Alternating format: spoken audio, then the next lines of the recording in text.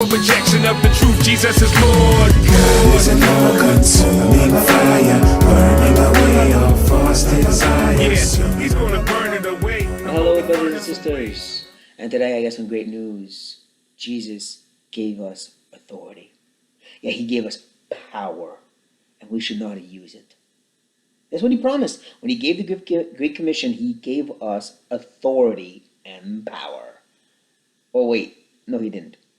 Sadly, I've heard many people use the words of Christ in that Great Commission to say, we have authority, and Jesus gave it to us. Well, let's start by reading what Jesus actually said in its context, which means let's start with verse 16 of Matthew 28. He says, it says, now the 11 disciples went to Galilee, to the mountain to which Jesus had directed them. And when they saw him, they worshipped him, but some doubted. And Jesus came and said to them, all authority in heaven and on earth has been given to me. Go therefore and make disciples of all nations, baptizing them in the name of the Father and of the Son and of the Holy Spirit, teaching them to observe all that I have commanded you.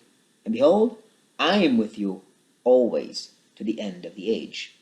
When in question, where do you see him transferring this authority to us? Answer, nowhere. Jesus said, he, as the Son of God, who had been faithful to the Father, has now all authority on heaven and earth. He does not say, we have it too. Now some have like to go to Acts chapter 1, where he promises to give us power. We will see that in a future video. Also in Colossians 3, decided that we're seated in the heavenlies, therefore we have authority. We'll also see that in a future video. For now, let's just focus on what Jesus said. We see that the disciples are doubting and questioning. They recognize that Jesus is before them, but yet they're afraid. Jesus said, I have all power and authority. And he ends by telling them, I will be with you. Not, I give you power. I leave you my authority. No, I go with you. Christ never gave up this authority and power. It is his. Very important to recognize. It is Christ doing the work. This Great Commission is Christ, is his Holy Spirit at work while we preach the gospel. He circumcises the heart. He convicts people of sin, judgment, righteousness, and judgment. Not us. We share the gospel. God does the work. The Holy Spirit does the work. Christ has that kind of authority in heaven and on earth, not us. And it's good to remind ourselves of this. He has the power, and it's all about him, not us.